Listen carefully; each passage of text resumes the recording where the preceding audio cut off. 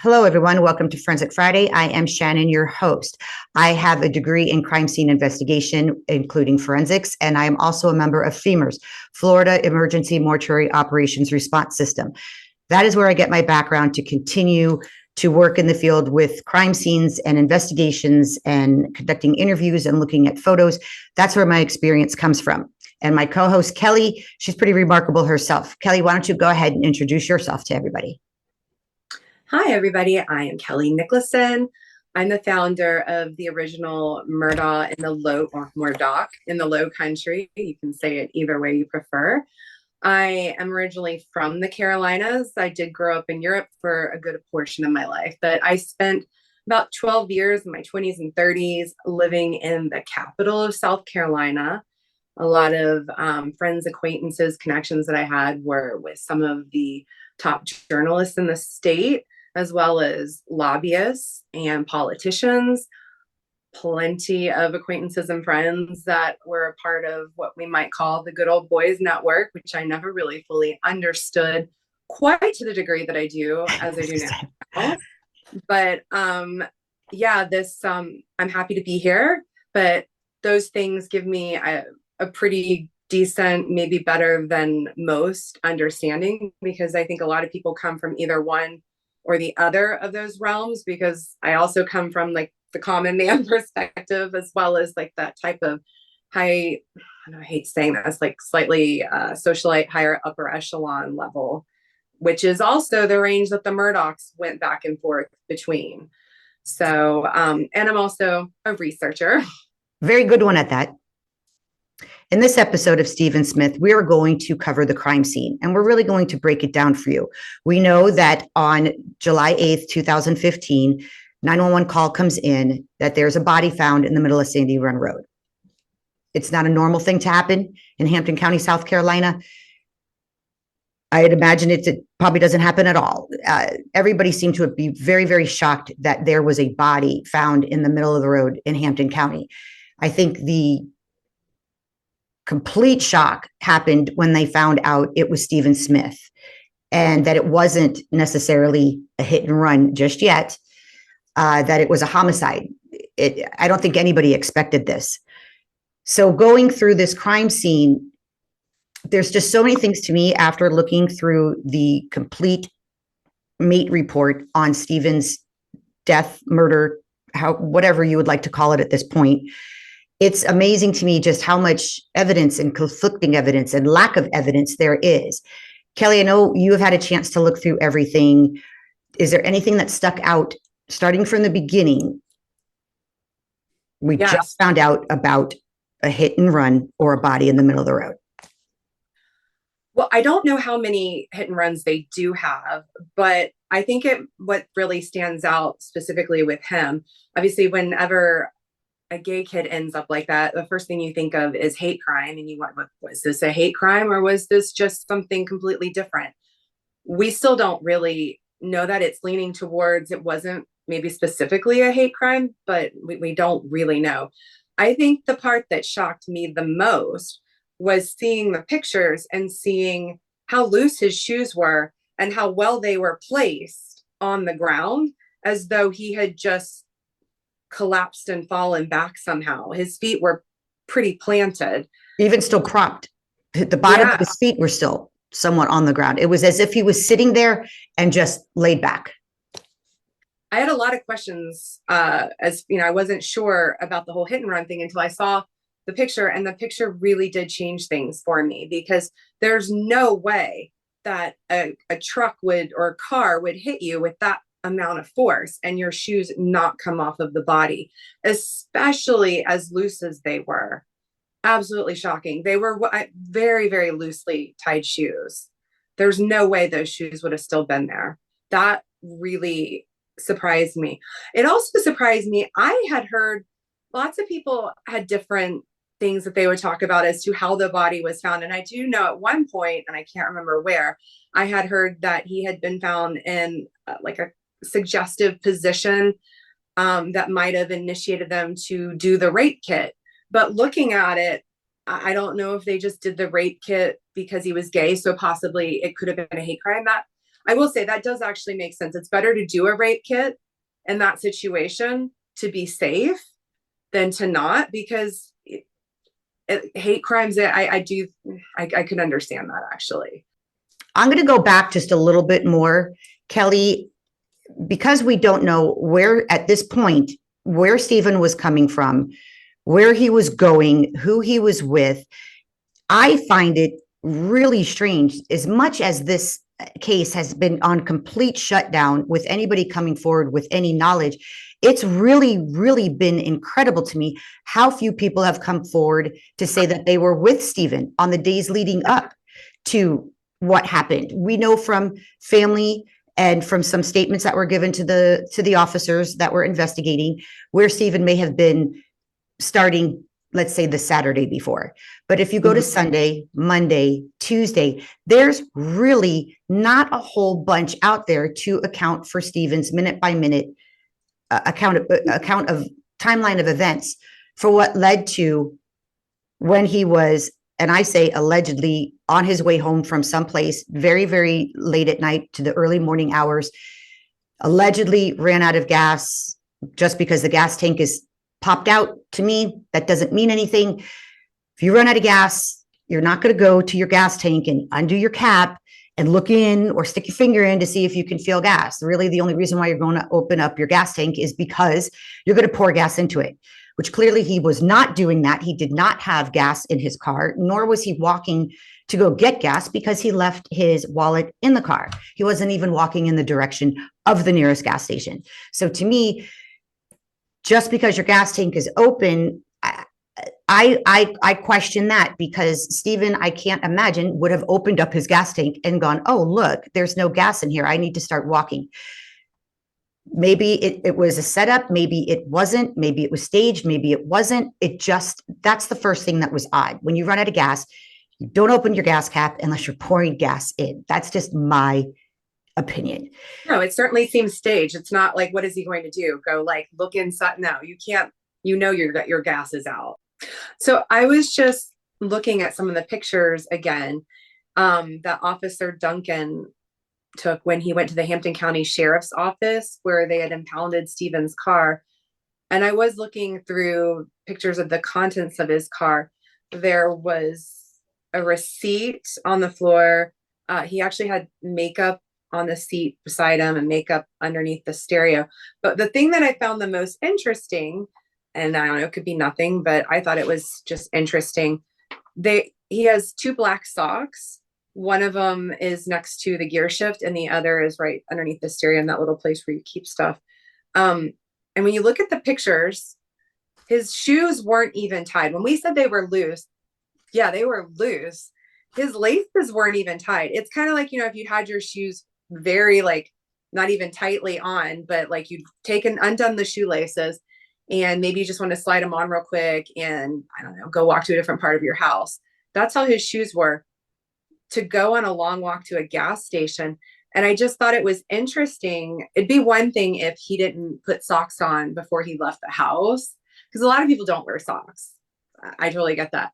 But if it mattered to you enough to put socks on, I guess you're a sock wearer, and you knew that you were going to be walking, I mean, he knows that area well. He knows he's going to be walking for a while. You thought it was important to put socks on just to like do light stuff in your day, but not for a long walk that you knew you were going to take. That's just strange to me. Like, makes me wonder, did something happen at his car and he didn't have time to put it? Like, if somebody came and got me out of my car, and I don't know why I would have taken my socks off. I do take my shoes off a lot. Don't often take my socks off, but I'm not everyone. So maybe though, if I had done that and somebody wanted to rush me out of my car immediately, I probably wouldn't have enough time to put my socks on, especially if I was being held up. But I would get my shoes on quickly enough, probably not quickly enough to tie them. Who's going to go on a long walk and not tie their shoelaces? You might possibly trip, right? I don't even like not tying my shoes to go to my car sometimes because I would trip. Hopefully, maybe he's less accident prone than me. But that I thought was very, very interesting as far as what was inside his car. Any thoughts, Shannon? Like, did you have any thoughts on those socks? You think it's I have to nothing? tell you, I think your theory is kind of incredible because what I visualized, you're absolutely right. You have socks off, you don't put them on, you put your shoes on, you're going to go for this big long walk. And he was pretty far from his home. But what you said, getting out of his car, what if Stephen did get a ride or someone was going to, what if he wasn't walking? What if right from his car, he threw his shoes on real quick, thinking they're just going to take him home? So he just throws his shoes on, maybe, because he didn't have his socks on wherever he was coming from, throws his shoes on, maybe he's driving barefoot, throws his shoes on real quick, thinks he's going to get a ride home. And that's why he just threw them on real quick. He wasn't actually walking the whole way. That's a really interesting point of view. It just doesn't make sense to me why you would think to put your socks on before you left the house that day. But it didn't seem to make sense to you to put socks on to go on an obviously long walk. It's a good point. Like the whole point in socks, I would think, like, would be to protect your feet from getting blisters. The other question that I had too was, did they ever do fingerprints on the car to where the gas can is? Because, the cap was off. Like, that would be interesting to me if they thought to do fingerprints to see, was he the one that actually did take that? Was he the last person to touch it? Because if it was something that's quick and they wanted to stage that, like, I don't imagine they would have taken his body back there, put his hand on it. You know what I mean? Right? It's a very, very valid point. If it was a staged to make it appear to be he ran out of gas.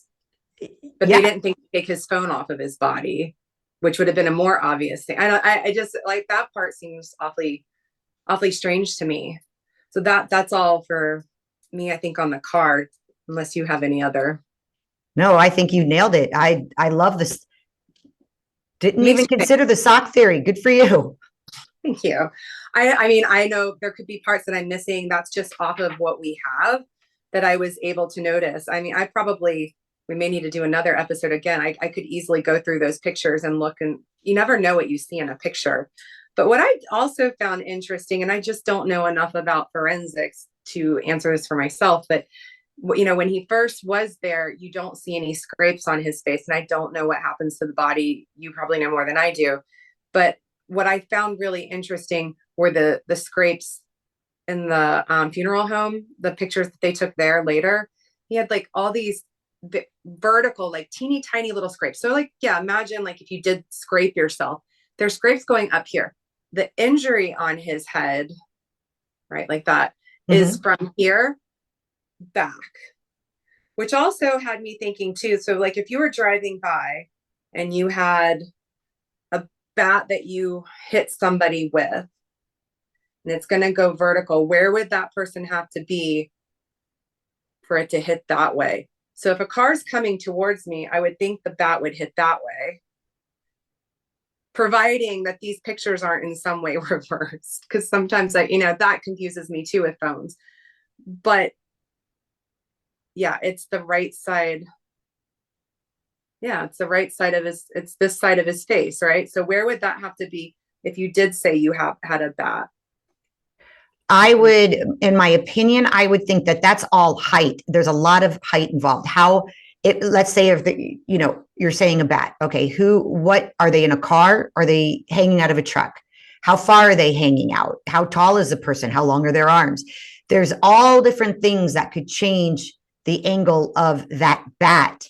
You would think most people would swing up, which would give you that angle. Most people aren't going to drive past. Well, I guess you could drive past and swing down, but your natural baseball swing is either more straight or even going up, not necessarily down. So if they were at the car or a truck and they were hanging out a certain amount. I would like for us to maybe do some experiments just where we do basic stuff of like, just to see on another person.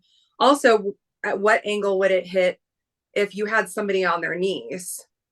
But I doubt that, because it hit, or if the person was standing, where would it hit? So if a person was standing and you hit, like, you could get an angle that would be going, it would come from the other side. I don't know. So many questions. Yeah. or could he have been laying on the ground? I don't know. But the sock thing, yeah, the sock thing got me all kinds of confused. I can't wait till they get an actual, a really good forensic person to go through and tell us what they know. As somebody who's looked at crime scenes from hit and runs, like how somebody would hit what their face would look like if they did hit the street. But the weird thing to me, I wish I understood those markings better, because they're like little tiny scrapes that go that way. And then even on his lip, how, like, if you did get moved back, how do you end up with that? And you said that could be bruising, but they're like perfectly straight, which No, none of our veins are that perfectly straight. That's where I get confused about the bruising, the straight lines to me look more like a road rash, like pressed into the road. The other areas look. But he was hit back, right? So how would you end up with that on your face? Like, he was found on his back. So how would he get the scrapes on his face? That's bizarre. That's where it's like, was there a struggle? Because the little scrapes, they don't seem enough to be traumatic. But they're there. Mm-hmm. And when you compare the crime scene photos to the funeral home photos, in the crime scene, at the scene of the crime, you can't even see those marks. His skin still looks white and no trauma to it whatsoever, except some of the blood that's dripping from the wound. But the skin doesn't look like it's traumatized in any way. But then if you look later at the funeral home photos, you can clearly see bruising, markings, and those are all signs that all came out after the fact. But it's just strange to me. You can't even see them at the scene at all. It does make me wonder too, something like, there are ways, like sometimes we get the slightest little scrape and we don't even see it on our skin. Everybody's skin develops differently. I do have that with, like, being an esthetician. A lot of times things turn up on people way later that didn't seem like initially like a big scrape. And like, even like the slightest, like not a non-deep scrape could turn up like that later. Makes you wonder, how did he get that? That makes no sense. Yeah. Now you move forward. He's allegedly walking home, doesn't make a phone call. We just don't have all of this information, and we'll dive deeper into all of this in a later episode. But then you go to his body and the responders that showed up on scene. There is, in a report, that one of the first officers there, and I believe it's in Officer Singleton's report, he has Stephen in a white polo. There is nobody in any report that has Stephen in a white polo. They all have him in a black Nike athletic shirt. Could this be a typo? Maybe. But where's the amended report? Where does it say, I don't know why I put white polo. I actually saw him in a black Nike athletic shirt. Two very, very different shirts. It's not as if he was in an off-white polo and he saw a white polo, or he was in a black Nike shirt and he put dark navy blue. Okay, maybe you could understand the discrepancy, but just to have, and Singleton's account of events when he arrived are pretty detailed, and to just somehow have Stephen in the wrong shirt, I find very odd. So that just was entered and accepted with a white polo. So I gotta ask you, is there a white polo missing? Did that white polo maybe have more evidence on it? Maybe did it have more blood or DNA? Did it not exist at all? But this is where it starts with me, a white polo. And he was in shorts, he was in shoes that you have talked about, and he had his cell phone in his pocket. Now, if you're walking, now I'm gonna have to ask some of you to just take a little walk with me.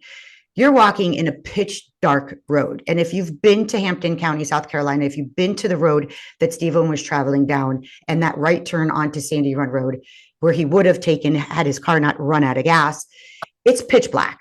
It's pitch black. So he's walking, and according to all reports, he would not have done that. He's such a skittish kid. He would have cut through the woods. We just don't know yet. So he's walking along the right side of the road, which is what you do here in America anyway. Other places that are watching this, you might walk on the other side, but you walk with traffic, and that's the side of the road his car actually got off. pulled off of. So you're walking down the right side of the road.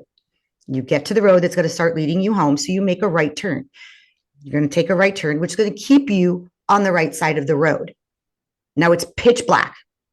A skittish kid walking down a pitch black road is not going to walk down the center of the road. He's going to walk on the side of the road, or at least as close to the edge of the road as possible. Maybe not all the way off. If people have mentioned maybe there were ant piles or different bugs, I'm not saying he had to walk all the way off, but just off the road. That keeps his body's here. His left side is closest to the road. Cars coming past him over his left shoulder. Cars coming towards him on his left side. The massive trauma to Stephen's head, and head only, is to the right side of his head. Cars are passing here, but the trauma is over here. There's bushes here. He's walking along the side of the road. They want to call it a hit and run. Damage would be to his left side of his body. They talk about possibly a truck mirror. Truck mirror would have hit him from the back on the left side. You're absolutely His trauma correct. is on the front on the right. It's actually something interesting. When I was in my teens in high school going to a football game on a military base, I was walking on the right side of the road with my cheerleading friends, and a big utility truck was driving by with a massive side view mirror on the side of it. And yes, you're right. It hit me on the left side of my body. What I'd also like to say is it hit my shoulder. It didn't even like hit my head. So, because I remember it very clearly when it happened, my cheerleading coach was very concerned, wanted to know if I was okay. Like, should we like file a report or anything? I was okay, but it hit me. And I'm talking this side mirror, we're talking about, I think like a UPS truck, which it would be, that even might be higher, but it hit my shoulder. It did not hit my head. So, you know, my thing happened during the day. So obviously the truck came from behind me, hit me on the shoulder. There's no reason I would have turned around. I wouldn't have thought to turn around. But if I was in the dark, going somewhere looking for help, I probably would turn around if there was a car coming, because I would think, and then that would put that on, I will say this, it would put it on your right side, correct? So if that happened, then it leads me to thinking about it was a rumor, but it was a commonly told rumor that some boys might have, that maybe there were some boys in a truck together and perhaps he got hit by a baseball bat. So now I could see how that could, but you would think that he would realize that before it hit him. But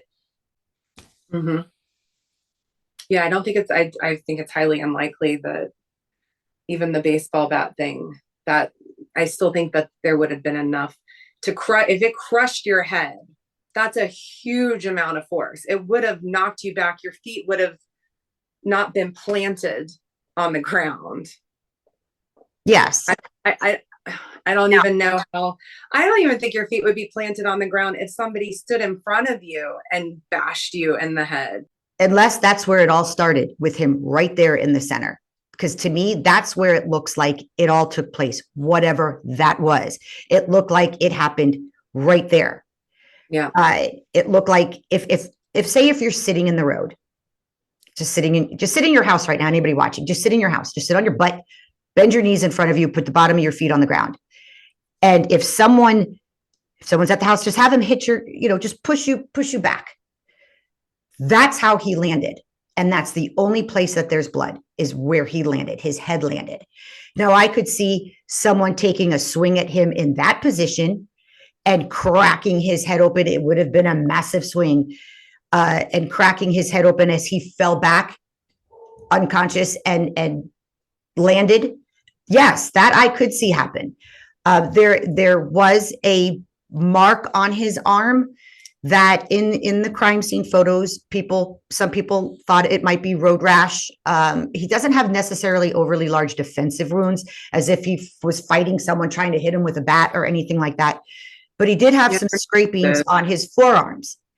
And at the crime scene, they do look like scratches. They're not severe, but they look like possibly road rash, possibly, he was sitting on the ground. We'll never know. But what I found more interesting is even after death, your body does continue to bruise. That's why sometimes medical examiners or coroners, mostly with children, they do not necessarily, even after they know cause of death, manner of death, they're ready to finalize their report.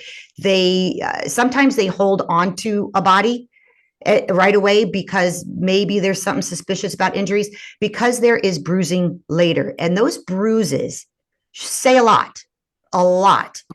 And his arm, when they took photos at the funeral home, and I'll explain that again in a later episode, that mark, that bruising on his arm looks less to me like road rash and looks more like an impression, maybe a shoe impression, maybe a hiking boot.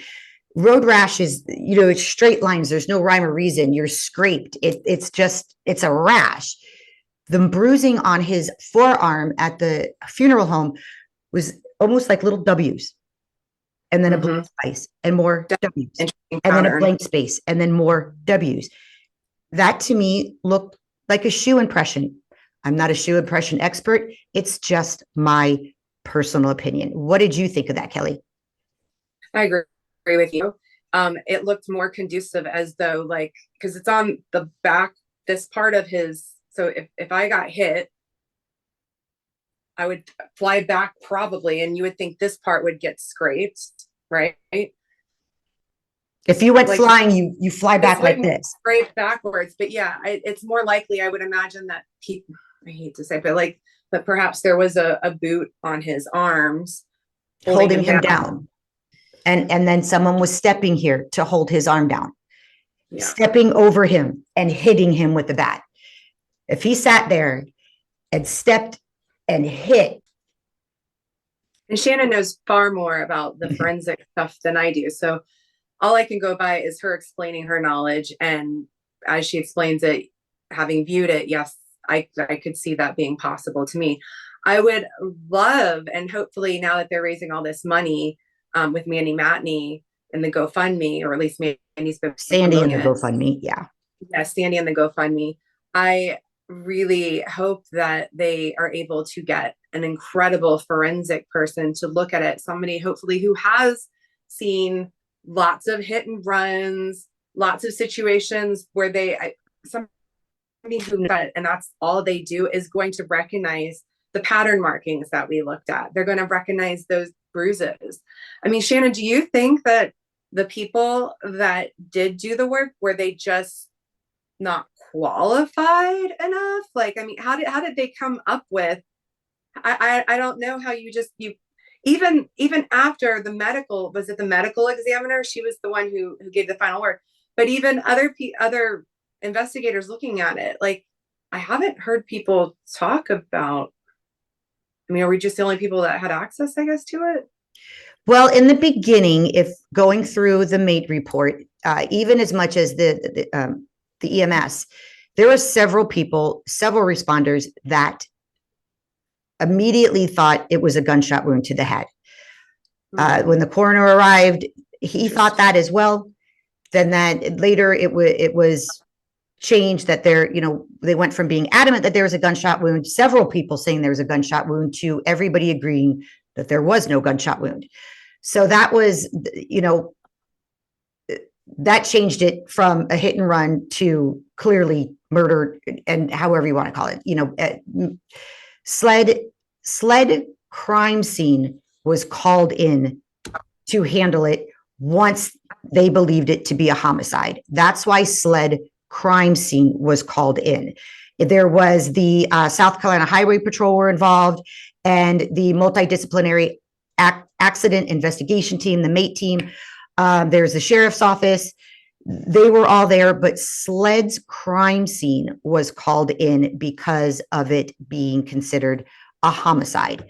And with all of these, a multi-agency effort, there were several of those that when they first arrived, and even doing investigations after, they truly believed Stephen was killed. He was murdered. This was not a hit and run. He was murdered.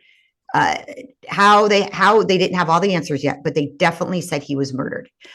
I find it that they were actually contacted allegedly by Sled and told all of you, you're no longer needed at the autopsy. We got this. SLED was at the autopsy, nobody else. And that is why some agencies, and we'll get into it later, actually went to the funeral home once Stephen's body was done being processed and finished with the medical examiner, and he was brought to the funeral home. There were people and officers and detectives that went to the funeral home to take photos because they were so certain. They were so certain it was not a hit and run that they were taking additional photos. And I don't know how normal that is, but to be so certain that this boy was murdered in the middle of the road that they wanted their own photos kind of shows you that there was even a disconnect in the very, very beginning of this investigation, a big disconnect on what they thought it was, who was allowed where, who was going to be part of the autopsy, and who was not. And this, as we go through this case, a lot of that I find so frustrating is not what they did do, it's what they didn't do. And what are your thoughts on that, Kelly? Well, going back to people talking about there possibly being a gunshot wound, I probably wouldn't have noticed it if you hadn't have pointed it out to me. But I did see right above his eyebrow, there is some sort of circular marking of some form. I don't know enough. I actually do know a decent bit about anatomy, but I don't know if perhaps that could have been bone or like something. I don't know what it could have been, but I did see a circular marking, and I assume that's what they were possibly discussing when they said that it could have been a gunshot wound. So if that were to happen, then as you mentioned before, the question is like, could they have hit him to possibly conceal having been shot? I really appreciated what you did explain to me as far as the paint fragments that had been brought up before, because a lot of us had thought, oh, when they reopened the case, was it because perhaps they found the baseball bat with the paint fragments on it? Could the paint fragments have possibly been from, say, the said car that could have possibly, I guess, the side mirror hit him? But you brought up a really interesting point that the fragments were so small that could easily have been fragments that were already on the road. We don't know. And going towards that, when the paint fragments were not found in his injury, it's very, very important that you understand, not you, but anybody watching, the paint fragments were found on his clothing. Now, they're not specific. At the front of his shirt, the back of his shirt, the front of his shorts, the back of his shorts. Where? If you go out and you're on your road right now on Sandy Run Road, everybody that was living in that area had to travel up and down that road. There is going to be just random flecks of paint, card, that just happens over time. If you go outside to your house right now and you put on a Nike athletic shirt or any shirt and you lay down, you will most likely have very, very small fragments of paint chips and all sorts of debris on the road. So just because he's got debris on his shirt, that doesn't necessarily mean that that's the debris from whatever hit him. That would have been there because it's a heavy traveled road. It also isn't specific on where. Did they find the debris on the front of his shirt? Well, he was laying on his back. He was laying on the back. Did they find it on the back of his shirt, on the back of his shorts, on the front of his shorts? So yes, there are paint chips, and yes, they did identify a certain type of car, certain year car, a certain paint that was used on street signs and dumpsters, I believe, that use that kind of paint. Is there enough to do a match? Should they find a pole, a street sign, a dumpster, a car with that same make, model, color? Is there enough to do a comparison test? Yes, there is. They did say in the report that there's enough to do testing should they find something, but there's nothing to compare it to right now. But they're small, tiny fragments that could exist simply because he was laying in the road. So they also, his cell phone was found on him as well. And that's interesting. I kind of wondered, it was in his front pocket, you said? I believe it was his front pocket, yes. It's interesting. You would think whoever did this, I wonder why they left it. You would think, I would have thought they might have taken it and destroyed it. Unless it maybe happened that quickly. Or maybe whoever did this, headlights were starting to come and they had to take off and didn't have time to rummage through his pockets. And you're right, the cell phone was in his pocket. It was working. It was not damaged, not cracked. I know I've just dropped my phone straight down and I've cracked it. It wasn't damaged. I'd have to think that whatever this was, it wasn't apparently overly premeditated and planned, because I imagine whoever it was, I would have thought they would have taken the phone. You would think. Well, you're right. And also any kind of premeditation. How do you plan for someone coming home at that hour in the morning to run out of gas at that specific time, to be walking down the road at that specific time, unless you knew, unless he called for a ride or called someone to say, hey, I ran out of gas. I'm walking home. And who did that person tell? So to me, it's more of a crime of bad place, bad time. Did someone want him dead and took this opportunity at this point to do it? Did he call for a ride by someone he trusted? You know, there is a house that a lot of Stephen's friends have said that all of them used to party at, right there along Sandy Run Road. They've named the Murdochs being there. They even said Maggie at one time was there. Apparently this house has a pool in it. And a lot of the kids would hang out there and have a lot of parties. So did Stephen maybe think that there was a party that night and call and say, hey, I'm right down the street. I ran out of gas. Can you come pick me up?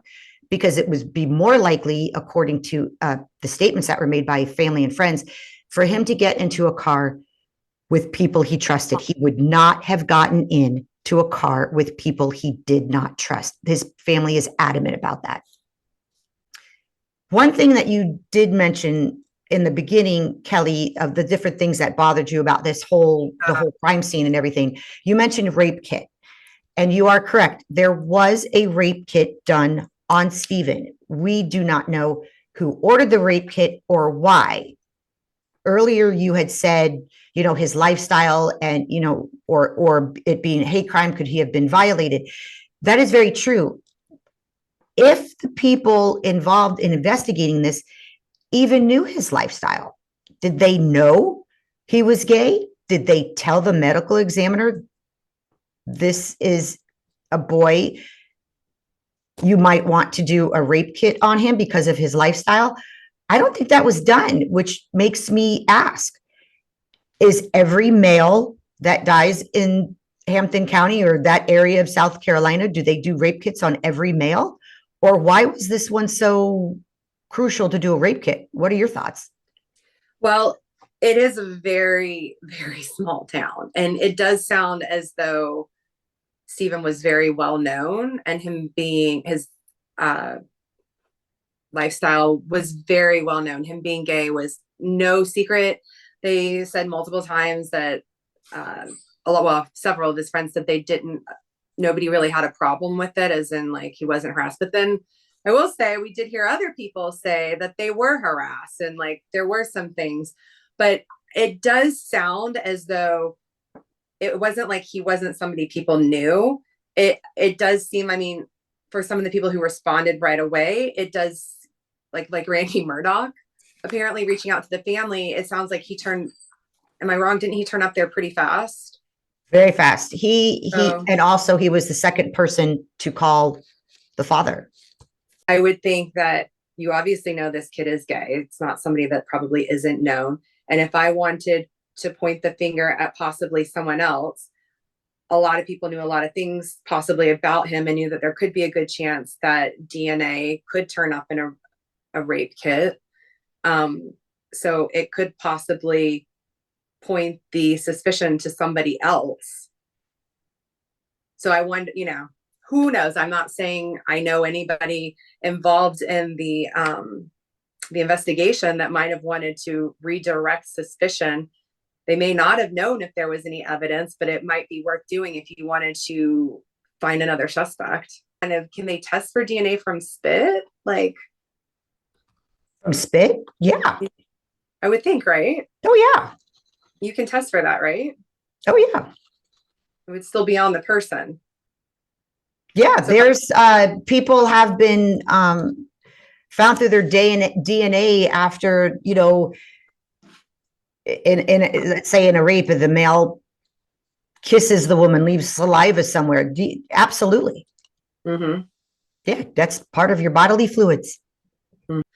So Shannon, what was the conclusion from, was it the medical examiner that had the final say?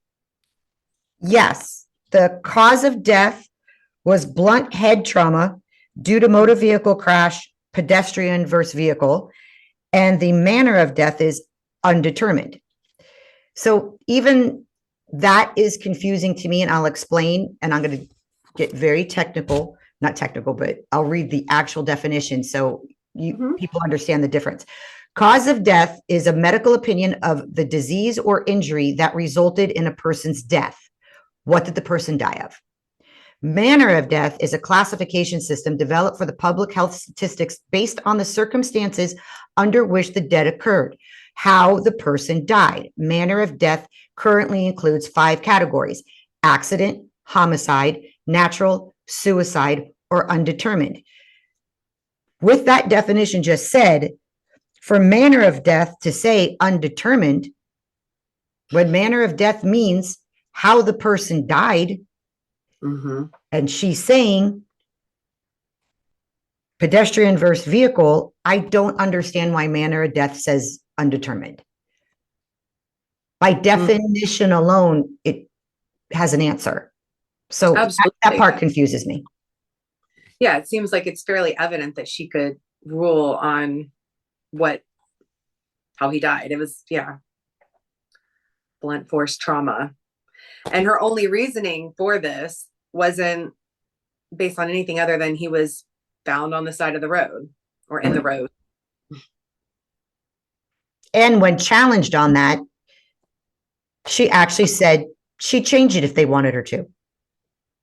Well, that's comforting. Yeah. In a statement, she would even change that answer. Just to say someone, it's a hit and run simply because they're laying in the road is so easy writing.